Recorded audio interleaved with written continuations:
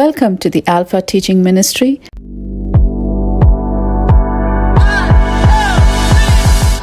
Hi, I'm Rebekkah Meran, bringing to you the study of the second book of the Bible, Exodus. In our first session, we learned about how the bondage began for the nation of Israel in Egypt. Then we learned the early life of Moses, and then how Moses' mother, Jochebed, plans to save her son, and then how Moses' life is preserved by Pharaoh's daughter. Moses then fails in the matter of saving his brethren during a fright. Scared, he flees and sojourns in Midian, where he meets the family of Jethro, the priest of Midian, and then marries his first daughter, Zipporah, and has 2 sons. Today, we are going to learn in the land of Midian the calling of God, Moses' first reaction, his reluctance to the calling, and then how he gets compelled to take on what God's purpose for his life. On one side, while the nation of Israel were continuing to suffer in bondage with hard labor, on the other side, God was actually preparing for their deliverance. Who would have fathomed a son of Levite growing in the palace of a Pharaoh, under whose regime the nation was in severe bondage, was the man God was preparing as their leader to deliverance. Now going forward, you will come to know the surprising ways God was leading them to the promised land, to the direction of his chosen one, Moses. God calls Moses when he was tending to his day-to-day business of his father-in-law's flock, Jethro, who is the priest of Midian. Same routine, 40 years since leaving from Egypt. It was in Horeb, which is another name for Sinai, the mountain of God, that God called for Moses. It was a brilliant manifestation of a burning bush, signifying the presence of the Lord.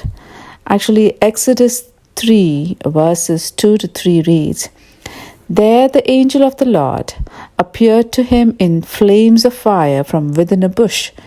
Moses saw that though the bush was on fire, it did not burn up. So Moses thought, I will go over and see this strange sight, why the bush does not burn up." Here the angel of the Lord is our Jesus Christ. The theophanies that is the visible manifestation of God in the Old Testament are actually manifestations of the Lord pre-incarnate Christ. So angel, Jesus Christ, addresses Moses, and commands him first to remove his sandal because the place he was standing was made holy by the presence of the Lord. Moses was curious to see why the bush did not burn, but what turned out to be an awesome encounter with God, the place of reverence.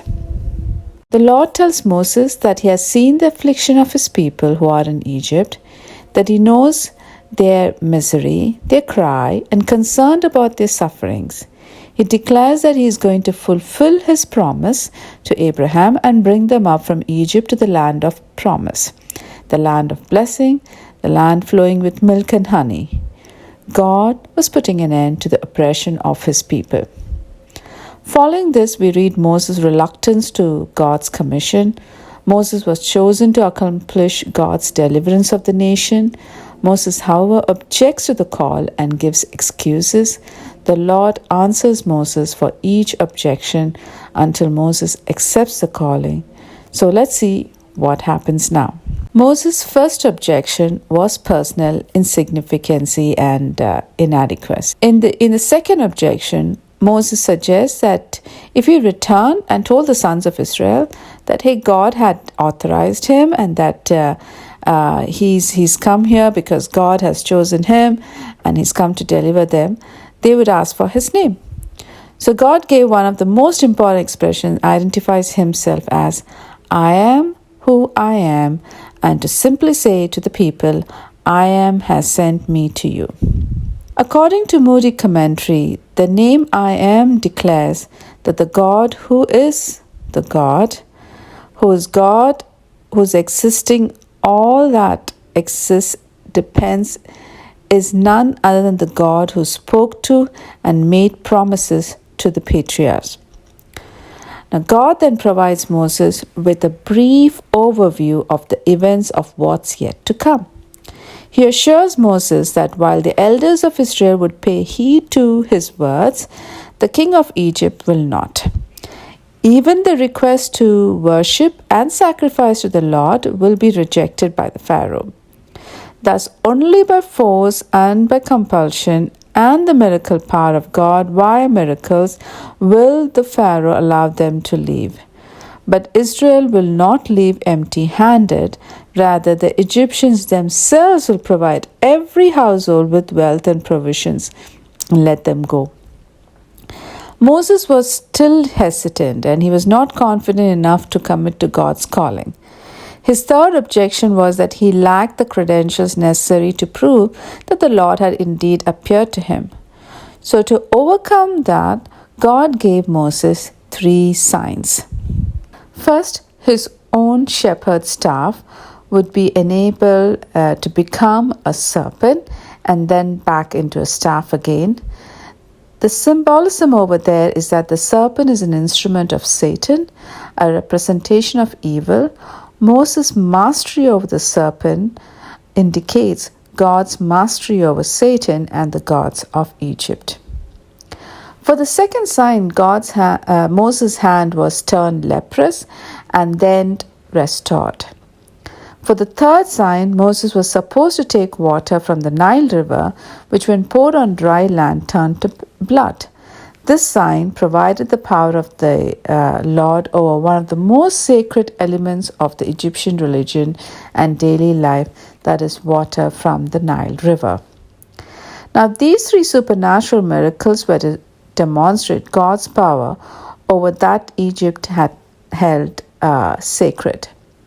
However, even after these amazing signs, Moses still had 2 more objections. So in the fourth, he protested that he had never been eloquent and that he is slow to speech and slow of tongue. And so God responded that he made man's mouth and gave men the abilities of their senses. He can overcome any deficiencies in his chosen messenger. So in the final objection, Moses asked God to send someone else. With his patience at an end, the anger of the Lord burned. However, he was still gracious to Moses, and the Lord gave spokesman Aaron, which is the brother of Moses, to speak for him. The best part is that though Moses questions and God grants Aaron, God had already made provision as Aaron was on his way to meet Moses in Midian. So think about these objections and God's patience with Moses. Many times we too, in our ignorance and lack of faith, have stalled God's purpose in our life. We falter, we turn back, we procrastinate, only because we don't trust in God enough and hence do not trust in ourselves. Sometimes I think we complicate life on our own accord. We don't really need Satan to play that game. Moses now heads back to Egypt. He packs up his family, his wife and his sons on a donkey, took the symbol of his calling, the staff of God in his hand, and he leaves for Egypt. Once again, the Lord warned Moses that he should be prepared to use all the signs given to him, but that Pharaoh will still be hard and refuse to comply with the demand to let the people go. God calls his people as his firstborn son, indicating priority and preferred status. Now, because Pharaoh afflicts the Lord's firstborn that we will study later, he would also suffer the death of his firstborn for sharing the last plague on Egypt. Being the man of God, Moses had to be dutiful and obedient in all things. He had failed to circumcise one of his sons. For this, the Lord disciplined him and sought to put Moses to death. Zipporah, his wife, took upon herself to perform the rite and cuts the foreskin of her son and throws at Moses' feet and calls him a bridegroom of blood. Now, the significance of the passage is twofold. First, It demonstrated that if Moses was to be the spokesman for the covenant-keeping God of Abraham, he needed to keep the provision of the covenant.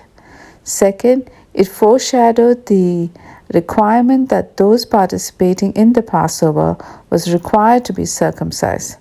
Moses then heads to Egypt and his family to Midian. So some key points for us to consider as I wrap up this session. First, we can consider ourselves inadequate based on what we view our capabilities is, but with God who promised to be with us, we are sufficient and adequate. Second, God can help overcome our reluctance, similar to how he had led Moses. Third, God provides. He equips us to accomplish his purpose. What we have to do is obey his calling. So church, next week we will learn about the return of Moses to Egypt, his union with his family, and the reception by the nation of Israel and Pharaoh. Until then, God bless you all. Have a great week. Thank you for joining our sermon series and our Thursday Bible study series. We have a lot to offer from the 20 plus years of ministerial work available for you in our YouTube channel and social media pages. Please don't forget to subscribe to John Samuel Alwoms on YouTube, Alpha Word Ministries Alwoms on Facebook and Instagram. Looking forward to seeing you there.